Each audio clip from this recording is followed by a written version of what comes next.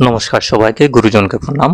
আজকে আমি এই অনুষ্ঠানের মাধ্যমে মকর রাশির 15ই এপ্রিল থেকে 31শে মে অবধি কি কি ফল আছে, ভালো মন্দ সবকিছু জানবো। মকর রাশির জন্য কি কি রাখা আছে এই সময় আমরা সবকিছু জানবো, সবকিছুই বলবো আমি।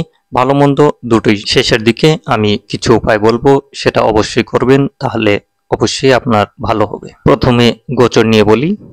রাশির তৃতীয় বুধ, শনি, রাহু আর শুক্র একসঙ্গেই একই ঘরে আছে মীন রাশিতে। 18ই মে রাহু কুম্ভে যাবে গোচরের মাধ্যমে, যেহেতু রাহু বকরি চলে, মীন থেকে কুম্ভে যাবে। আর বুধ 7ই মে বুধ মেষ রাশিতে যাবে। মকর রাশির পঞ্চম ঘরে বৃহস্পতি আছে। বৃহস্পতি শুভ গ্রহ, পঞ্চমে থাকা অবশ্যই ভালো থাকে, কিন্তু বৃহস্পতি দ্বাদশ ঘরে স্বামীও। 14ই মে বৃহস্পতি মিথুন রাশিতে যাবে, রাশির ষষ্ঠে। আর মঙ্গল রাশির সপ্তমে আছে, নিচস্থ ঘরে আছে কর্কট রাশিতে। কেতু ভাগ্যস্থানে কন্যা রাশিতে। 18ই মে কেতুর গোচর হবে সিংহ রাশিতে, রাশির অষ্টমে। প্রথমে আমি কর্মক্ষেত্র নিয়ে বলি। কর্মস্থানের স্বামী শুক্র এখন উচ্চ ঘরে আছে, উচ্চ স্থানে আছে। শুক্র উচ্চ স্থানে আছে, সেই কারণবশত আপনার কর্মজীবন অবশ্যই ভালো থাকবে। যারা কর্মজীবনে যাত্রা করতে লাগে, মানে শর্ট জার্নি মাধ্যমে কর্ম করেন বা ফিল্ডে কাজ করেন, করার জন্য এই সময়টি অবশ্যই ভালো থাকবে।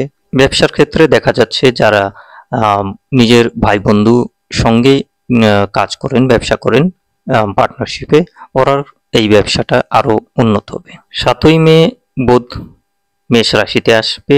যারা ব্যবসা করেন এই সময়ে 7ই মে থেকে 23শে মে অবধি ভালো সময় যাবে ব্যবসার ক্ষেত্রে, যেহেতু বুধ কেন্দ্রতে আসবে আর দশম ঘরকে দৃষ্টি দিবে, সপ্তম দৃষ্টি। চাকরির ক্ষেত্রেও এই সময়টি ভালো থাকবে। 7ই মে থেকে 23শে মে অবধি নতুন চাকরি পাওয়া বা চাকরিতে কোনো চেঞ্জ করা, বদলাও করা, এটা এই সময়টা খুব ভালো থাকবে। কিন্তু মঙ্গল হলো আয় ঘরের স্বামী আর চতুর্থ স্বামী, সপ্তমে নিচস্থ ঘরে থাকবে। ব্যবসার ক্ষেত্রে এটা ভালো দেখা যায় না, তাও বলবো খুব বড় সমস্যা আসবে না, যেহেতু শুক্র উচ্চ স্থানে আছে।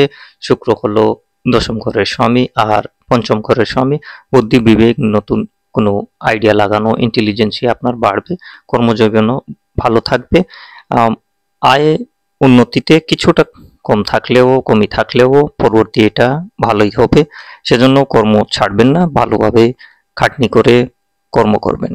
আর্থিক দৃষ্টিতে এটাই দেখা যাচ্ছে, মঙ্গল নিচস্থ ঘরে থাকলে আয় উন্নতিতে কিছুটা বাধা থাকে, দেরি হয়, কিন্তু তাও বলবো শনি এখন তৃতীয় স্থানে আছে আয়ের দিকে।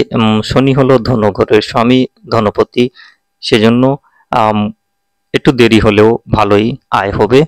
রাশি স্বামী নিজের ভাগ্য স্থানে দৃষ্টি দিচ্ছে, সেজন্য ভাগ্যর দ্বারাও কিছুটা আয় হবে। 14ই মে বৃহস্পতি মিথুন রাশিতে আসবে, রাশির ষষ্ঠে। এই সময়ে বিপরীত রাজযোগের মাধ্যমেও আপনার আয় উন্নতি হবে। এটাও বলবো 18ই মে যখন কেতু সিংহ রাশিতে আসবে, যারা গভর্নমেন্ট চাকরি করেন বা রাজনীতি করেন, ওরার জন্য অনেকটি সমস্যা আসতে পারে, মূলত যারা রাজনীতি করেন। মকর রাশির জন্য এটাই বলবো, সূর্য অষ্টম ঘরের স্বামী, সূর্য চতুর্থে থাকা উচ্চ স্থানেই আছে। তারপরে যখন বৃষ রাশিতে যাবে, এই দুই সময়ই মকর রাশির জন্য খুব ভালো দেখা যাচ্ছে না। সূর্য গভর্নমেন্ট থেকে যারা হেল্প নিতে চান, সরকারি কর্মে বা কোনো রকমের গভর্নমেন্ট কাজ আছে আপনার, গভর্নমেন্ট থেকে হেল্প নিতে চান, সেটাতে বাধা আসতে পারে। এখন প্রেম এবং বিবাহ জীবন নিয়ে বলি। শুক্র হলো প্রেমের কারক গ্রহ। শুক্র এখন উচ্চ স্থানে আছে, আর শুক্র পঞ্চম ঘরের স্বামীও। এই হিসাবে দেখা যায় শুক্র উচ্চ স্থানে থাকাকালীন আপনার প্রেম জীবন খুবই ভালো থাকবে, খুবই ভালো যাবে। কিন্তু বললাম, যেহেতু শনি শুক্র যুক্ত থাকবে আর শনির দৃষ্টি পঞ্চম ঘরে থাকবে, কিছু না কিছু সমস্যা আসতে পারে। খুব বেশি তর্কাতর্কি করা নিজের প্রেমিকার বা প্রেমীর সঙ্গে, এটা ঠিক হবে না। প্রেম জীবনে নিজের প্রেমিকা বা প্রেমের সঙ্গে ঘুরতে যাওয়া এটাও সম্ভব আছে। আর এটাও বলবো, যারা ভালোবাসাতে আছেন, প্রেম জীবনে আছেন আর এখন বিবাহ করতে চান, তাহলে 15ই এপ্রিল থেকে 15ই মে অবধি ভালো সময় আছে, তারপরে সময়টা খুব ভালো থাকবে না। মে মাসের 1 থেকে 14ই মে অবধি আপনি অহংকার করবেন না প্রেম জীবনে, না হলে সম্বন্ধটা ভেঙে যেতে পারে, কোনো প্রবলেম আসতে পারে। আবার বিবাহিক জীবনেও দেখা যাচ্ছে যেহেতু সপ্তম ঘরে মঙ্গল নিচস্থ ঘরে আছে, এই কারণবশত বিবাহিক জীবনেও খুব বেশি ভালো দেখা যাচ্ছে না। হ্যাঁ, খুব বড় ঝগড়া হবে না, এটাও কিন্তু কন্ট্রোলে থাকবে। আর এটাও বলবো যে সময়টা খুব ভালো থাকবে না। মনে রোমান্টিক থাকতে পারে, তাও দেখা যাবে যে কোনো না কোনো কারণবশত একটু তর্কাতর্কি লেগে গেছে, একটু সমস্যা, মাহলটা ভালো না, ঝগড়া হতে পারে। বড় ঝগড়া হবে না, ছোটমোটোই, কিন্তু সময় খুব ভালো দেখা যায় না। এই শুক্রের উচ্চ স্থানে থাকাকালীন অবশ্যই ভালো থাকে, কিন্তু সপ্তমে মঙ্গল আছে, নিচস্থ স্থানে আছে, সেজন্য দাম্পত্য জীবনে কিছু কম বেশ থাকবে। পারিবারিক জীবনটাও দেখা যাচ্ছে মঙ্গলের অষ্টম দৃষ্টি দ্বিতীয় ঘরে থাকবে, এই কারণবশত খুব ভালো দেখা যায় না। তাও শনিদেব দ্বিতীয় ঘরের স্বামী তৃতীয় বসবে, আর সপ্তম দৃষ্টি ভাগ্যস্থানেও দিচ্ছে, সেই কারণে পারিবারিক জীবনে খুব বড় সমস্যাও থাকবে না, আবার খুব ভালোও থাকবে না, 50-50। কুটুম্বের সাথে কিছু তর্কাতর্কি হতে পারে, সেটা আপনি করবেন না। আপনি নিজেই যদি সামলে চলেন তাহলে তর্কাতর্কি থেকে বাঁচতে পারবেন, আর সম্বন্ধটা ভালোই থাকবে। পড়াশোনার ক্ষেত্রে এখন বলি এডুকেশন নিয়ে। বৃহস্পতি পঞ্চমে থাকাকালীন অবশ্যই পড়াশোনা ভালো থাকবে, কিন্তু মঙ্গল হলো চতুর্থ ঘরের স্বামী, নিচস্থ স্থানে আছে, এই কারণে যারা স্কুল জীবনে আছেন, 12 অব্দি পড়াশোনাতে আছেন, ওরার জন্য খুব ভালো থাকবে না। উচ্চ শিক্ষার জন্য বৃহস্পতি এই পঞ্চম ঘরে থাকাকালীন অবধি ভালো, কিন্তু 14ই মে আবার বৃহস্পতি ষষ্ঠে যাবে, এই সময়ে কিছুটা সমস্যা আসতে পারে। শুক্র উচ্চ আছে, পঞ্চম ঘরের স্বামী, উচ্চ স্থানে শুক্র থাকাকালীন উচ্চ শিক্ষার ক্ষেত্রে ভালো দেখা যাচ্ছে। যারা পিএইচডি লেভেলে পড়াশোনা করতেছেন ওরাকে বলবো 7ই মে থেকে 23ই মে অবধি সময়টা ভালো থাকবে।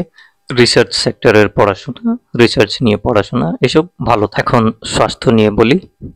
স্বাস্থ্যের দৃষ্টিতে দেখা যাচ্ছে শনি এখন তৃতীয় স্থানে নিজের নক্ষত্রেতে থাকাকালীন আপনার হেলথে খুব বড় কোনো সমস্যাও থাকবে না, ভালোই থাকবে। একটু যোগ ব্যায়াম করার ইচ্ছা থাকবে, সেটা করবেন অবশ্যই, তাহলে শরীর স্বাস্থ্য ভালো থাকবে। হ্যাঁ, মঙ্গলের সপ্তম দৃষ্টি রাশিতে থাকাতে কিছুটা সমস্যা আসতে পারে, যেটা সিজনেবল বিমারি থাকে, সিজনেবল রোগ, সেটা হতে পারে।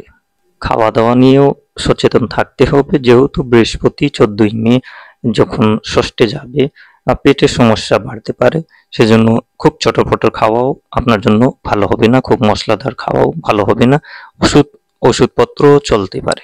নিজের ইমিউনিটি ঠিক রাখাই আপনার জন্য সব থেকে আগে, যেহেতু মঙ্গল নিচস্থ স্থানে আছে, সেজন্য ইমিউনিটি বাড়ায় রাখতে হবে। আর সঙ্গে এটাও বলবো খুব বেশি মশলাদার খাওয়া করবেন না, প্রতিদিন ফ্রুট জুস খাওয়া আপনার জন্য সব থেকে ভালো।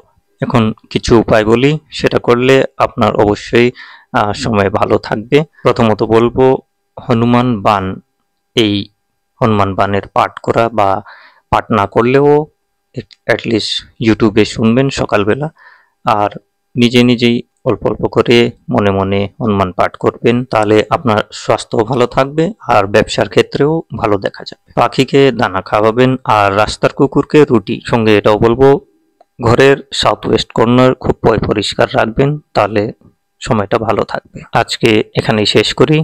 যাওয়ার আগে আবার একবার বলবো যে ভিডিওটি ভালো লাগলে লাইক করবেন, শেয়ার করবেন, আর সঙ্গে টাইপ করবেন হর হর মহাদেব। যারা নতুন অবশ্যই সাবস্ক্রাইব করে ফেলবেন আর টাইপ করবেন হর হর মহাদেব।